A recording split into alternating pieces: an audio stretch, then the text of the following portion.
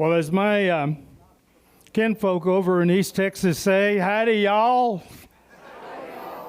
Welcome to the 359th consecutive Friday meeting of the East Valley Patriots.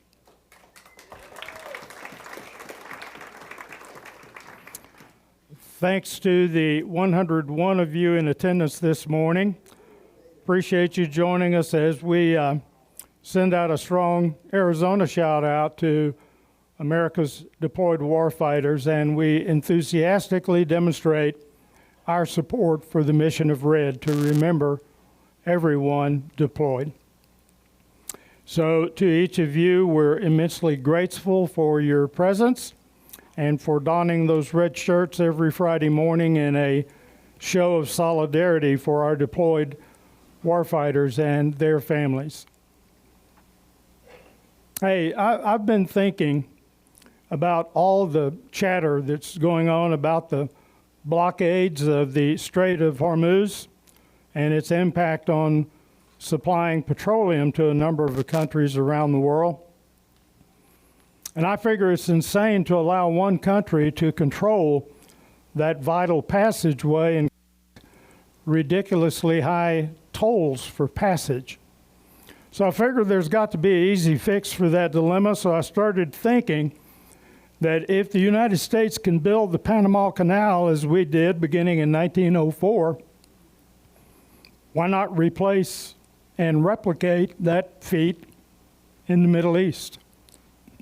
So, in digging the Panama Canal, they had to excavate very heavy water-absorbing clay and unstable rock. Well, digging a canal in the Middle East might prove to be much easier since large portions of that terrain is sand. So here's my solution. Dig a new canal. And if this project is pursued, I think it should be called the Bayou of Nations.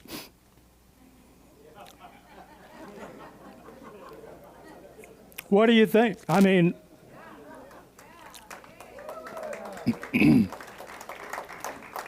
a bayou is described as a slow-moving, shallow body of water, typically found in flat, low-lying areas. So I think the name would be perfect, don't you? Yeah. You know, for some unknown reason to me, you folks are frequently asking for updates on my East Texas clan. And I'm not quite sure, but I think some of you can relate to my rather strange family and our upbringing over the piney woods and big thicket of East Texas. Well, last fall, Hank and I trekked over to East Texas to the little town of Bon Weir. Went over there to visit my great-nephew, Geronimo, and his family. And if you're curious as to how my great-nephew was tagged with the name Geronimo, it wasn't because he fell out of airplanes. It's because he was always a heavy boozer, even as a youngster, and on occasion he would stop drinking for a while. But then he'd fall off the wagon, if you know what I mean. Thus the name Geronimo. So when we arrived at Bon Weir, we stopped by an old general store and filling station to fuel the car and pick up a few refreshments to take over to Geronimo's house, which, by the way, is located in one of the more upscale neighborhoods of Bon Weir. And as we started to enter the store, we were somewhat taken aback because we saw what appeared to be a little old man sitting quietly on a rocking chair on the front porch of the market, whittling on a stick, smoking a cigarette. So Hank walked over to him and said, "Sir, I couldn't help noticing how content you look. And in her attempt to be polite, she said, "Tell me, sir, what's your secret to a long, happy life?" And in that familiar East Texas drawl, he said, "Well, I smoke 3 packs of Pall Mall cigarettes a day. I drink a gallon of whiskey a week. I eat all the fatty foods I want, including possum and armadillo, and I never exercise." Hank said, "Sir, that's absolutely incredible." She said, "So how long have you been living here in Bon Weir?" He said, "I've been here all my life, never left this little town." Hank said, "Well, if you don't mind me asking, sir, how old are you?" He said, "I'll be 32 next week."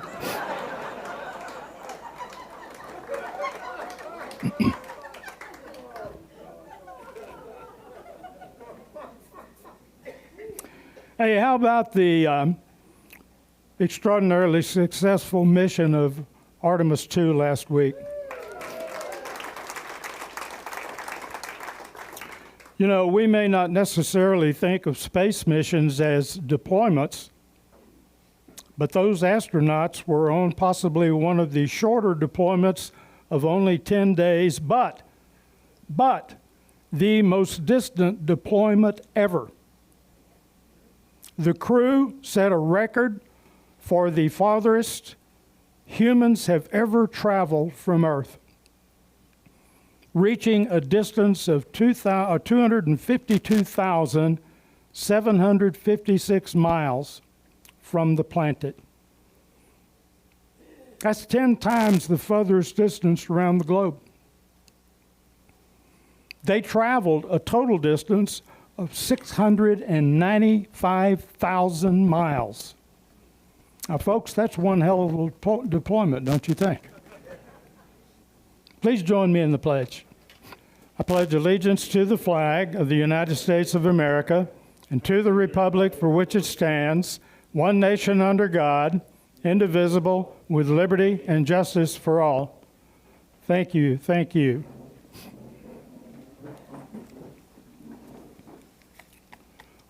We do have a few guests that I would like to recognize, and when I call your name, I would appreciate it if you would stand briefly. Christy Sufferling. Christy, where are you? Christy is standing right back here, and you are a friend of Jerry Franz. Yes, daughter. You're the daughter. Yes. And you're coming in from Wisconsin? Yes. So your visit here is only going to be brief? Yes, I'm just in town for the week, but I didn't want to miss this. I've been hearing about this organization for several years from my father, so I wanted to come today. Thank you for joining us. Yes, absolutely. Also, we have Fred Brooks. And Fred, where are you? Fred is standing right here. Fred is somehow associated with Steve Davis. Is that correct? Yes, he's my friend here to my left. And are you going to ride home with him? No.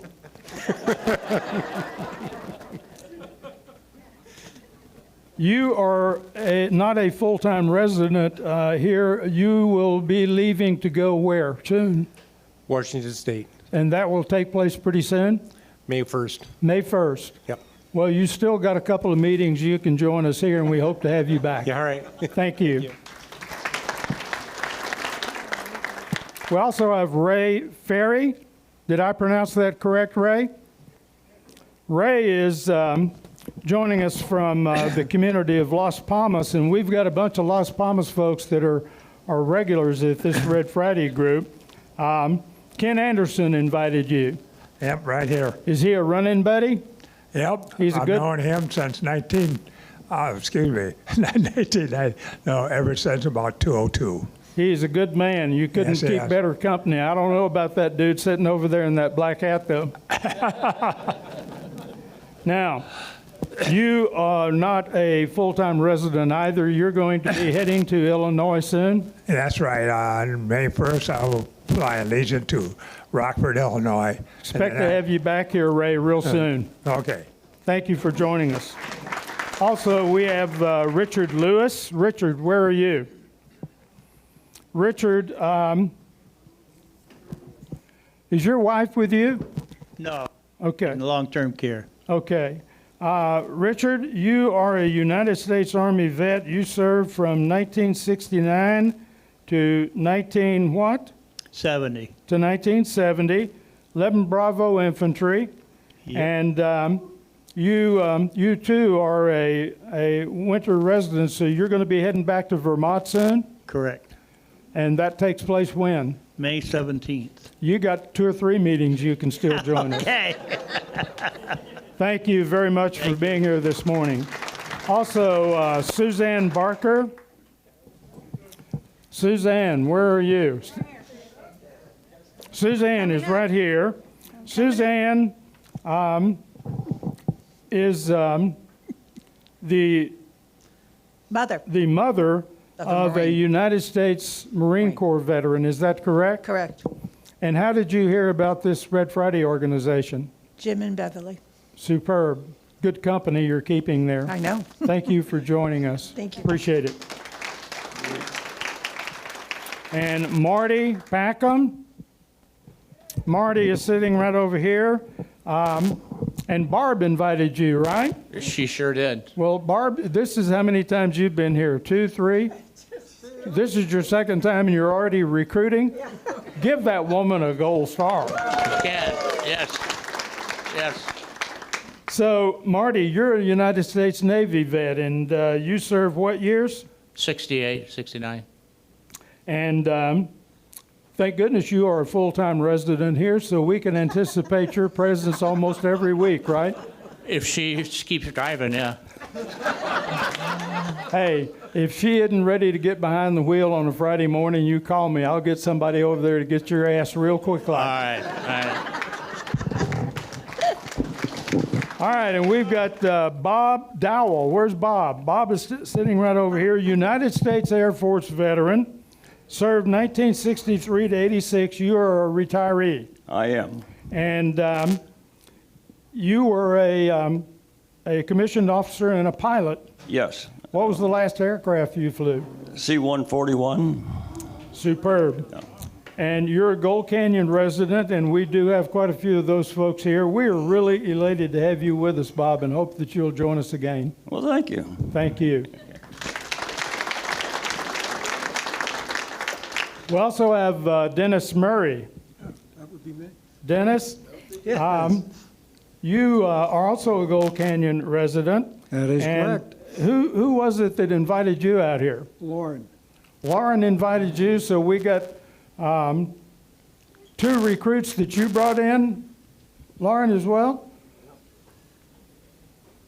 He's outdone you. We're going to get 2 gold stars for your ass. Hey, Dennis, thank you for joining us, and we really hope that you'll return to sharing our camaraderie. Well, thank you. Hey, can I just say something real quick? You know, okay. Yeah, I really appreciate all you people, these ladies and gentlemen that have been in the service.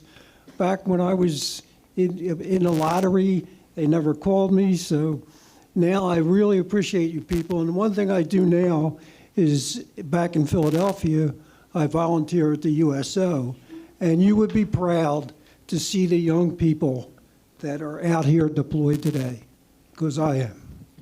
Thank you. Thank you. Can I have a hoo-ah for these guests? You know, I'm sure that many of you folks remember Tony Anger, who's the president of Grounded No More. Remember, Tony came out here a short while ago and did a presentation for us last January, as a matter of fact. And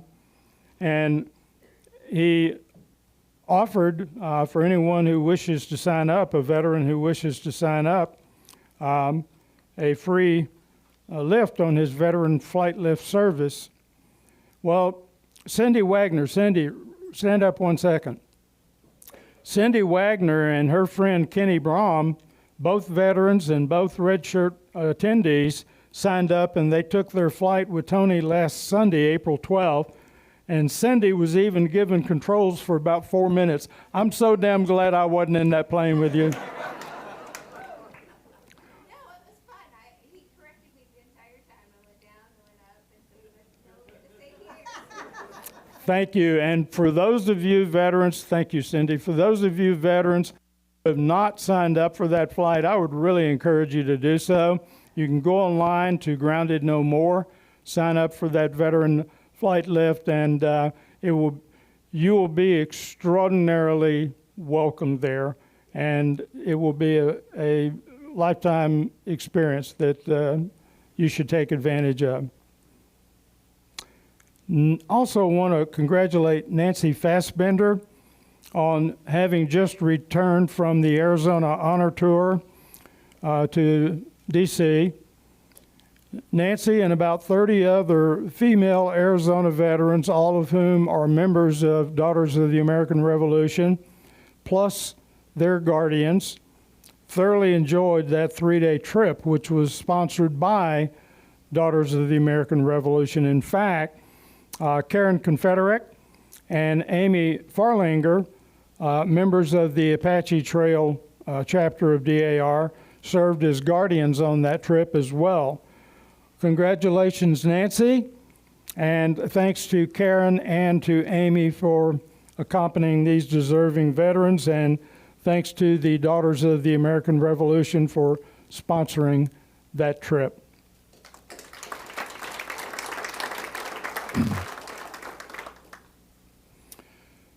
May I see the hands of those of you who had a close family member, perchance a parent, a grandparent, maybe an uncle or aunt, who during World War II worked here on the home front with companies supporting the defense industry, manufacturing durable goods. See your hands? Bunch of you. Well, reflecting back on the World War II era, population of the U.S. remained somewhat steady at roughly 137 million people, 2.5 times fewer than the population today. And during that 6-year period, the U.S. military grew from roughly 334,000 in 1939 to 12.3 million by 1945, 37 times larger than 1939 at the beginning of World War II. More than 16 million Americans served in the armed forces during that period, 1939 to 45, representing 11% of the U.S. population who wore the cloth of this nation. On the home front, the mobilization was even larger, reaching a peak of nearly 54 million people in 1944. Unemployment in of 1.2% by 1944, as the nation created 17 million new jobs with a massive shift towards defense manufacturing to support the war effort. Of those newly created 17 million jobs, more than 6 million women entered the industrial workforce, contributing to what was referred to as the arsenal of democracy. That huge expansion of the workforce ensured that nearly everyone who wanted a job could find one, reversing the devastating trends of the Great Depression. Millions of women were encouraged to work in the defense industry, take over those jobs previously held by men. And ultimately, those industrious women were lovingly referred to as Rosie the Riveters. As you might guess, there is a national organization called the American Rosie the Riveter Association, founded in 1998. It is a nonprofit with numerous chapters dedicated to recognizing and preserving the history of women who worked on the home front during World War II. This organization, 6,000 members, including some original Rosies and their descendants. This morning, I'm quite honored to introduce two ladies who are members of the Sun City chapter of the American Rosie the Riveter Association, with a charter to honor World War II women who worked diligently in the industrial roles. Chapter members are referred to as rosebuds. They are descendants of Rosies who strive to preserve the legacy of women who supported the war effort. Linda Lundberg, Pat Norton, both distinguished rosebuds, are chapter members joining us this morning. And I would like to ask you to allow me to give you a little background about Linda Lundberg. Linda's mother and father met in Estes Park, Colorado, and they were married in 1939. And soon after the war broke out, her mother was hired at Remington Arms Company in Denver. It was there that she managed the payroll for up to 20,000 employees. And during the war, that facility became one of the largest small arm ammunition facilities in the nation, producing both 30 and 50 caliber ammo. And Linda's father served in the U.S. Navy as a Seabee, and he built secret underground storage tanks to hold fuel for the ships that came into Pearl Harbor. He was stationed there for a full year, and following her father's deployment, Linda's mother transferred to Sidney, Nebraska, and she worked for the Sioux Army Depot, which was a U.S. Army facility and major ammunition site featuring over 800 ammunition storage igloos, which were these giant, huge, earth-covered bunkers. Well, based on that family history, Linda became a Rosebud in 2013 and has faithfully served in the Sun City chapter as president for 5 years, and for the past 3 years she has served as chapter vice president.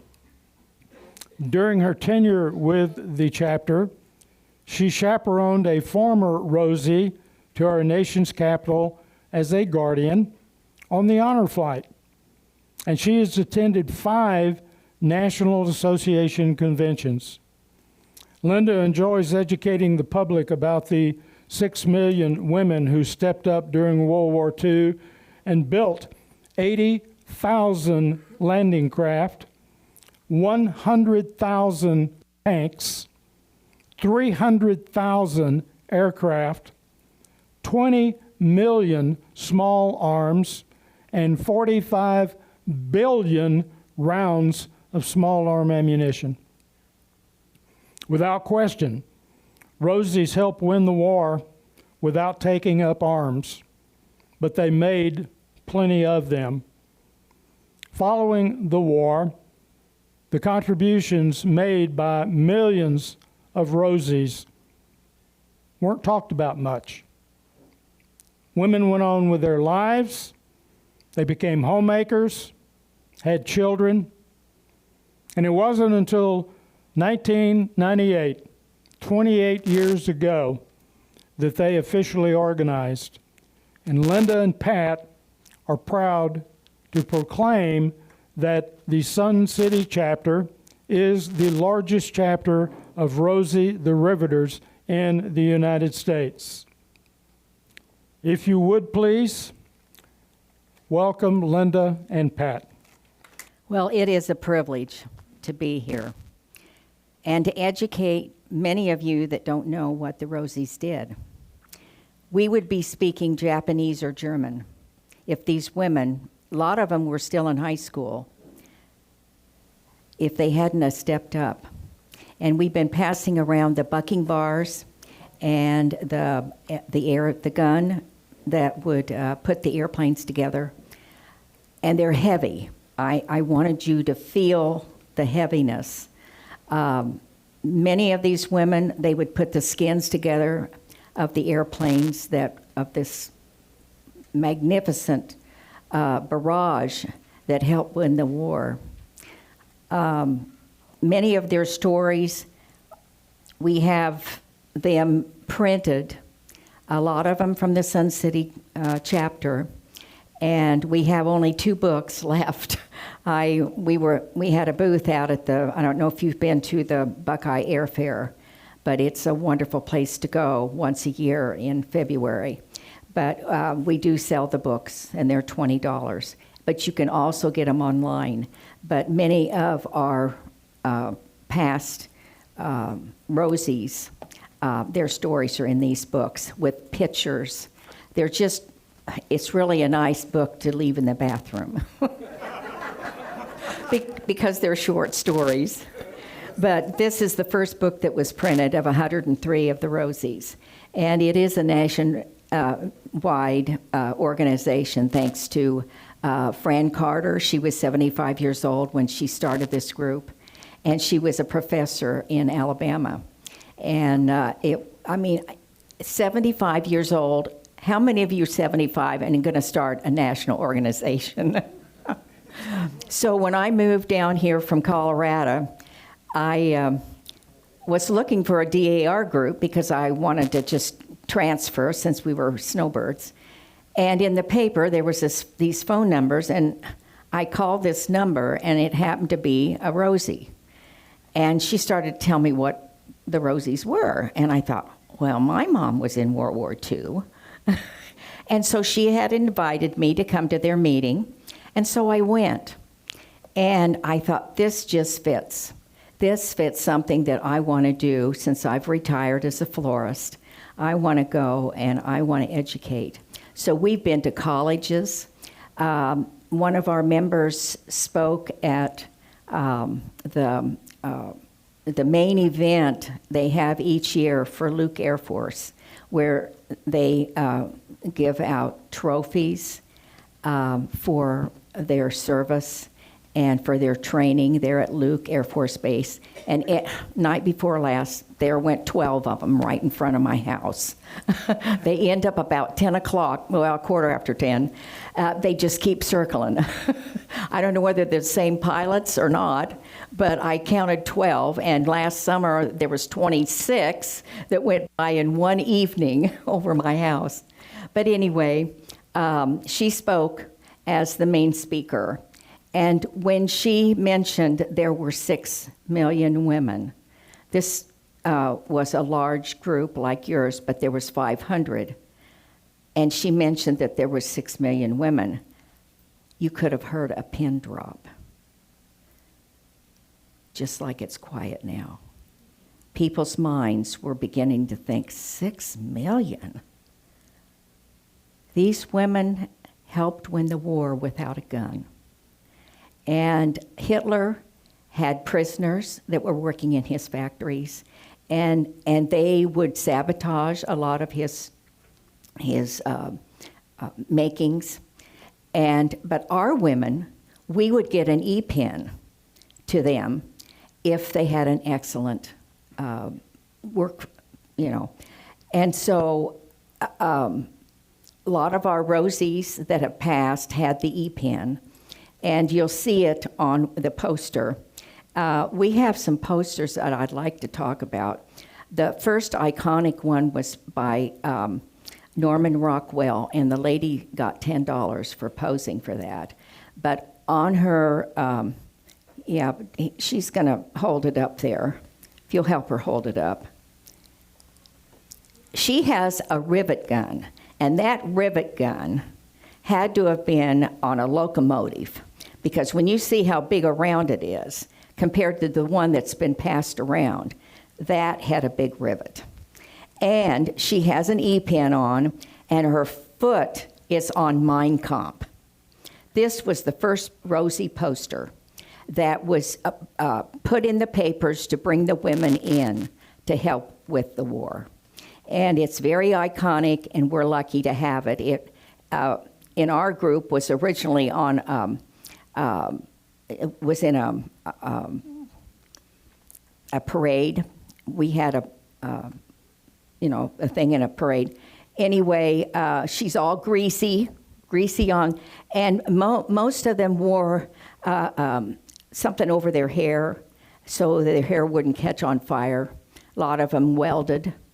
They did all kinds of jobs. And, if you ever read anything, we're going to show you a 13-minute film, and it will show you the women working.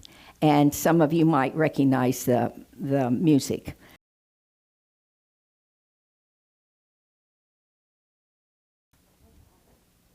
This is Pat Norton. She's a former president. Hi there. My name is Pat Norton, and I'm part of the Sun City chapter of Rosie the Riveters. The reason I got involved was because my mom was a riveter, and we were looking for, she really didn't know that she was a riveter, because one of the things that happened was she took a World War II class over in Sun City through ASU. They have these leisure classes. And so when she did that, she ended up with the professor or teacher with these books. He was selling these. And so she bought one, and she was reading it, and she said, I did these things. So we looked for a group, and we found the Sun City Rosie chapter in Sun City. Her story is, her story in the book is more than just a wing. And the reason she had that title is because she worked as a riveter at the Briggs manufacturing plant in Detroit, Michigan. That's where she was from. That's where I'm from. And she, when she worked at that plant, of course, Detroit is the motor capital, or was. And so there was a lot of auto plants. And during the war, then those auto plants were changed into manufacturing for the war. And so she worked on a wing for the Corsair airplane. And so she had never seen the plane. When we were in Palm Springs at the at the Air Museum near Palm Springs, we went into it to take a tour, and all of a sudden we're walking along amongst all these planes, and she said, "That's the plane, that's the plane." And we said, "What are you talking about?" And she said, "That's the Corsair that I worked on, but I never saw the plane. She just saw the wing."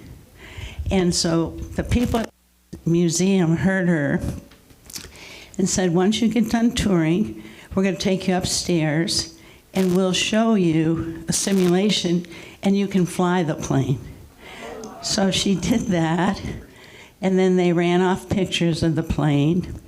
And so the Corsair was a real small plane, and it was very fast.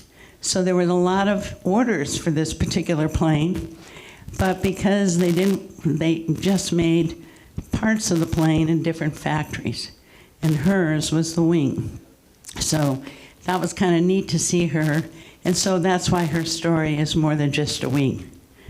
And so this, I just wanted to let you know in case anybody's interested, the Rosie chapter, along with all the Rosie chapters across the United States, are going to be going to a convention in New Orleans. And the Rosie, or the World War II Museum, is going to be sponsoring the Rosies.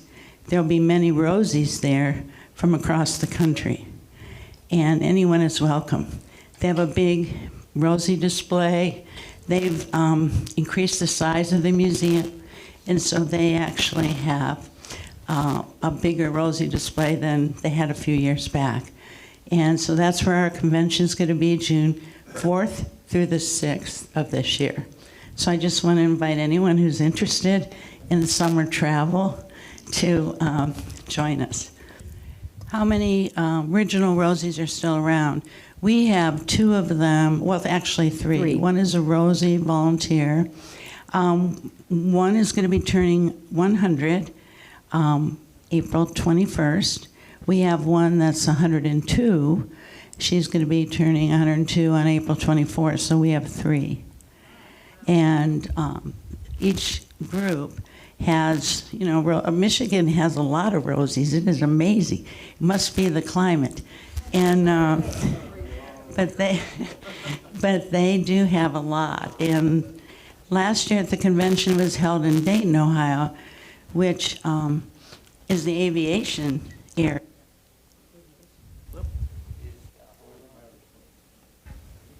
Is the aviation center, and so they had a big production for the Rosies there.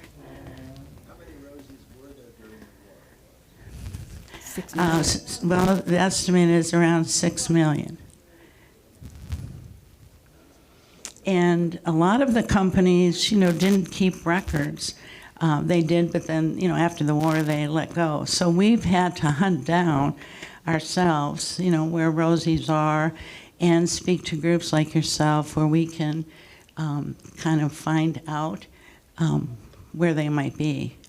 We found one on a lady that's one of the oldest stewardesses in the United States. She works for American Airlines. And she was at the Rosie Convention because her mom was a Rosie.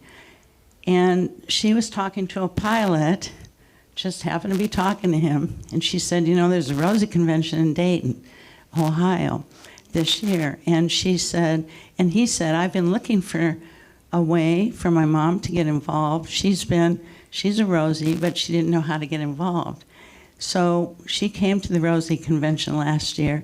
She's going to New Orleans this year. So it's just by talking to people and just kind of connecting with people that you find out that there may be Rosies amongst you. We go to schools, we go to community groups, so we try to educate as many children as we can, students as we can, community members as we can. And so that's kind of our mission, is to educate. And to also, the most important is to acknowledge the accomplishments of the Rosies. Also, we finally got the Congressional Gold Medal of Honor, and this poster over here. It was signed by President Trump before he left office, and they didn't receive the medal. They have to make it and put on it what they want. So we really didn't get to receive it. Our 102-year-old was there to receive it in Washington, D.C., and she is a Native American and a Native Arizonian. And it was a wonderful feat. We worked 3 years to get that. If you look at an airplane, even one of them, there's millions of rivets, and it takes 2 people to put 1 rivet in. The bucker on the back side and the riveter on the front side, and one at a time. And so that's why there were so many riveters, because all the airplanes, the skins were all put together with rivets, and they held. One little story, one of our former presidents, Fran, she worked up at Seattle and she worked on the instrument panel of the P-38. It was a fighter pilot. And anyway, things weren't matching up. You can see that they have to match up for the rivet to go in straight and for it to be held securely. And all of a sudden, their guns weren't working, and the rivets, they had to take them out and replace them. And they started investigating. And down the line where they were putting the skins together and making the holes, they found a German spy. And that was up in Seattle. So there were spies here, but that was her story. And she always told that to groups like this, because those were the kinds of things that were going on that you won't find in a history book. Linda and Pat, we want to take this opportunity to present you with a certificate of appreciation. And this is a welcome to the Order of the R.E.D. And it states that we hereby recognize and commend Linda Lundberg and Pat Norton for their diligence in promoting the memory, of America's Rosie the Riveters and championing the East Valley Red Friday Patriots.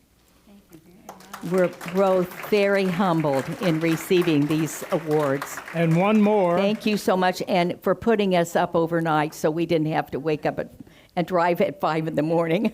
One more thing that we would like to present you with is this patriotic lapel pin Oh, as I got a it. little remembrance of your particular event here. And we hope that you will wear this with pride. What does it look like? Oh, yes. Okay, if you can find a place to put it. Right there. Down here? Right here. You've got Right on the so front. many badges hanging Right off with there. patent. I have the General Patton. You've got so star. many badges hanging off there that you're about to get weighted down again. I am. Thank you Round so of applause much. for We these ladies. appreciate Thank the you. invite. Thank you. Appreciate it.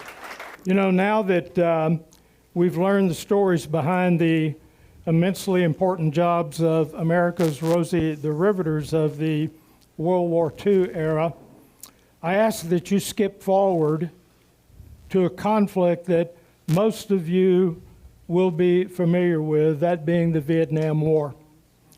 You know, there happened to be a host of women during that long conflict who volunteered to lift the morale of thousands of troops.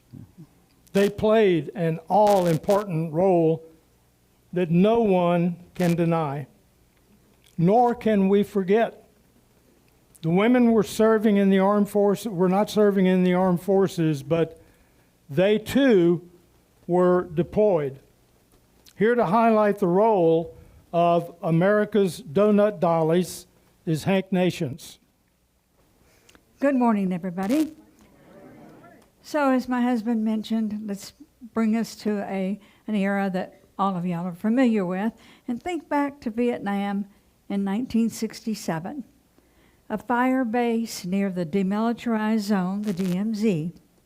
Men hadn't showered in weeks, they hadn't slept in days, and hadn't thought about anything other than survival. Then a Huey helicopter landed out, and out stepped a young woman in a powder blue dress carrying a box of games and a guitar. The soldiers, they thought that they were hallucinating. They called them Donut Dollies, young American Red Cross volunteers who travel thousands of miles from home to bring something that the soldiers really, really needed, and they rarely admitted. A reminder that normal life still existed somewhere. They weren't nurses, and they were not USO performers giving shows on safe bases. They were women who were in their 20s, who had climbed into helicopters, and they climbed into jeeps and supply trucks to reach the soldiers in forward fire bases, in the landing zones, and the jungle clearings where most civilians would not even dare to go. Their mission was pretty simple: play games, lead quizzes, strum a guitar, have a conversation that was not about death. But what they really did, they showed up in places where the mail took weeks to arrive and hope was running really very low. They brought proof that someone back home remembered that these men existed. And they cared enough to send a woman into a war zone to tell them so. The games, they were silly. They were word puzzles, trivia contests, would you rather type questions, anything to make the soldiers laugh and think about something other than their next patrol. One dolly, she invented a game called Missile Mirth, where the soldiers competed to come up with the most ridiculous fake news headlines. For 20 minutes, men who had been fighting for their lives got to be college kids again. But it was never really about the game. One soldier wrote in a letter years later, "You made us feel less lonely, less abandoned, less cut off from all that we hold so dear. You made life a little easier for us, took us back home while you were here with us, and earned our undying gratitude. Their work was more dangerous than anyone had acknowledged. The women traveled to fire bases that came under mortar fire. They flew in helicopters that could be shot down. They walked through areas where booby traps and ambushes were a constant threat. At least 2 of them died in Vietnam. Virginia Kirsch was killed in 1966 in a helicopter crash. Others, they were injured or lived through attacks, but they kept going back anyway. The tradition stretched back to World War II, when Red Cross women operated club mobiles. These were converted trucks equipped with donut-making machines and coffee urns. They drove into freshly liberated European towns and served American soldiers fresh donuts and smiles, and reminded them why they were fighting. By the Korean War, Red Cross women were producing thousands of donuts daily at the port of Busan, greeting ships of arriving soldiers with warm food and warm welcomes. But Vietnam, it was different. The war was scattered, chaotic, without clear front lines. The enemy, they were everywhere. Morale was crumbling. Soldiers weren't just fighting an external war. They were fighting despair, isolation, and growing sense that back home, no one cared. The donut dollies proved that that was not true. About 627 women served as Red Cross recreation workers in Vietnam between 1965 and 1972. They were college-educated volunteers who could have stayed at home safely, but they chose to spend a year of their lives in a war zone with no pay, just to remind the soldiers that they were not forgotten. They didn't carry weapons, they carried card decks, trivia questions, and guitars.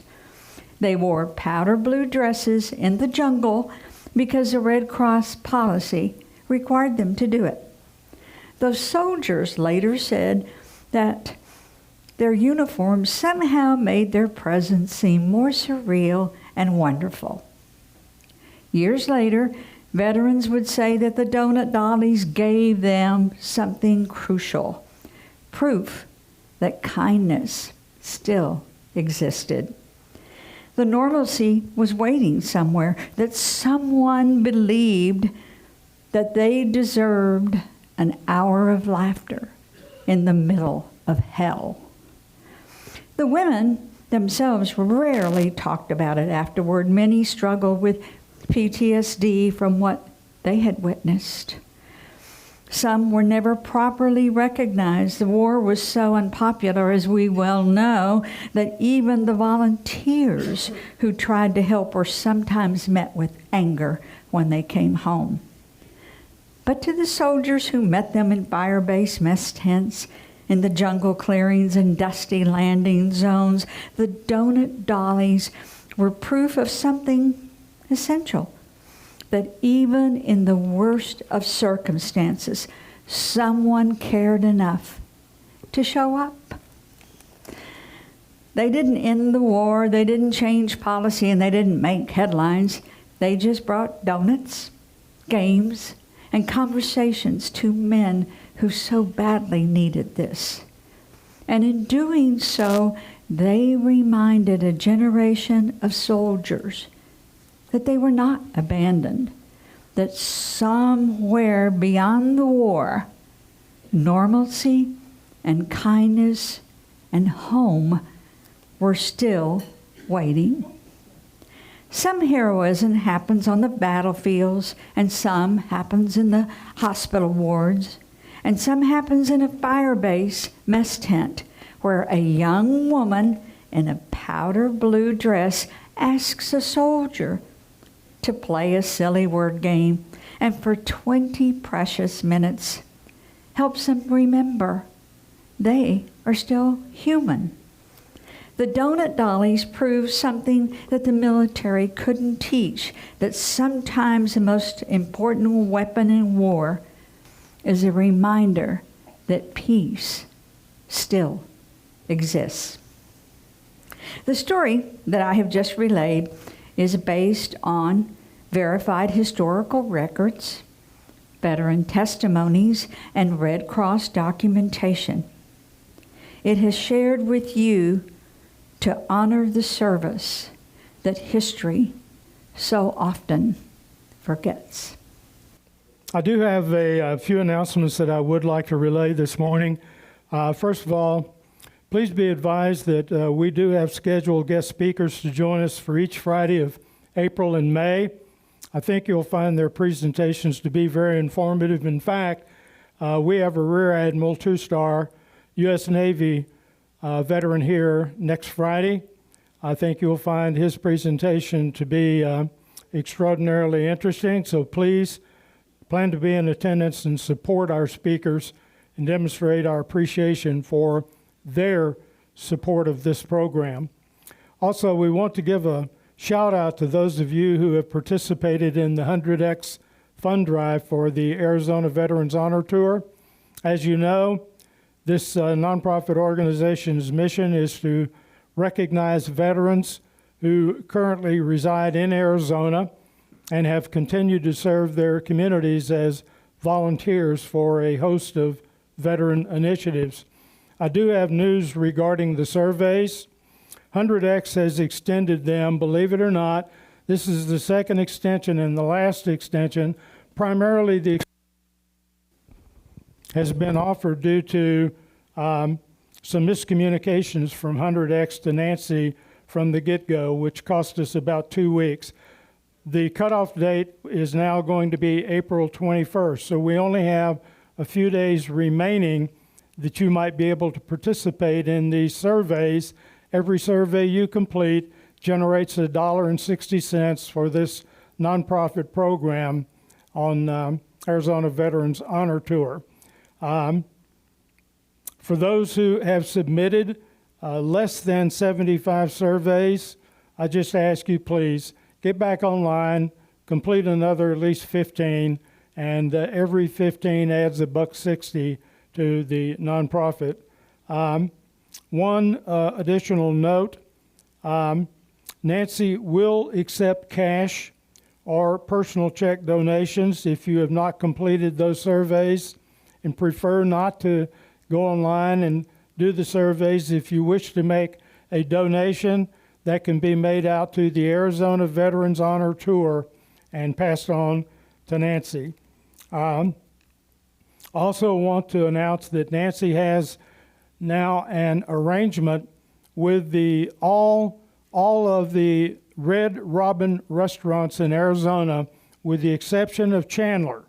All Red Robin restaurants except for Chandler, to assist with fundraising for that Arizona Veterans Honor Tour. It is a one-day event only, and that event is scheduled for April 30th, which means if you go to a Red Robin on April 30 and you dine at their restaurant, Red Robin will donate 20% of the food items that you purchase to the Arizona Veterans Honor Tour. Again, it's good only through 30th, and we would appreciate it if you're going to have a dine out that week. Take advantage of that and hit up the Red Robin. All you'll need to do is tell them that you are part of the Arizona Veterans Honor Tour, or if you mention that this is also for Wreaths Across America, they will accept either of those as a discount or a 20% contribution. Also, just a couple of other announcements. You know, on Friday, May 22nd, only 6 weeks from today, this Red Friday group will celebrate our 7th year anniversary and 364 consecutive Friday morning assemblies honoring America's deployed warfighters. I want you to think about something. That will be our 364th consecutive Friday meeting. 364 is 1 year. So we could really say that we have met every day for 364 days, 1 year. Literally, that's what we're looking at here, as a continuing devotion to honoring our Red Friday or our deployed warfighters through this Red Friday program. 364. So we plan to have a special commemoration for that particular event, which will correlate with our Memorial Day ceremony. Memorial Day will be falling on the following Monday, May 25th. We do have a special guest speaker for that particular assembly. Encourage each of you to join us. Beginning today, we will distribute event tickets for those of you that are definitely planning to attend Friday, May 22nd. If you intend to be here, or if you're going to bring a spouse, or you're going to bring a friend, we need for you to pick up these tickets. And the tickets will allow us to predetermine the number of folks that will be in attendance, and then we're going to coordinate that with the kitchen staff to ensure we have the appropriate amount of food. That's the purpose for the ticket. So if you will, upon your exit, our greeters will be there. They will have these tickets, and if you know you're going to be present, please take one. If you're going to have a spouse with you, take two. Preferably, you'll have a friend. Mark your calendars, May 22nd. Some of you folks may be familiar with a local nonprofit organization called Packages from Home, which is headquartered in Glendale. The executive director of the organization is Megan Richards. My research has determined that this is a very well-managed organization with 80% of donations going directly to their mission of sending care packages to deployed service members and to servicing the needs of local homeless veterans, transitioning vets, and at-risk veterans. Now, JoJo Baldwin, who is a Red Friday member, and she's also a member of Legion Post 27's Honor Guard, as well as the Post Auxiliary, is the chairman of a fund drive currently underway for Packages from Home. I might also add that JoJo has a tax lawyer background, and like me, she has vetted this charity to make sure that the donations go directly to their intended mission statement, to direct services, to deployed troops, and transitioning veterans. Now, generally, specific items are required for these care packages. However, this particular drive ends May 1st, only 2 weeks out. Therefore, our Red Friday group can better support the drive cash donations. You'll find a donation jar that Hank is holding back there that will be on that back table as you exit the building. And if you wish to make a contribution this Friday or next for Packages from Home, I'm sure that this organization will be more than happy to receive them. I encourage you to support this very worthy cause. The donation jar is going to be back there, so please don't pass it up. You know, over the past 7 years, our Red Friday group has never failed to support these kinds of very worthy veteran initiatives, and I'm confident that we'll continue to do so. So thank you in advance for supporting packages from home. I'm sure that our deployed warfighters will be very appreciative of your support and your generosity. To our guests, thank you for joining us today. We sincerely hope that you will return to share in our camaraderie and support the mission of Red Friday. Please know that you will always be welcome here. As a final reminder, let's not overlook the importance of our Red Friday mission to keep our deployed warfighters in our thoughts and prayers, and to continue to demonstrate our support for these fine men and women. Enjoy your weekend.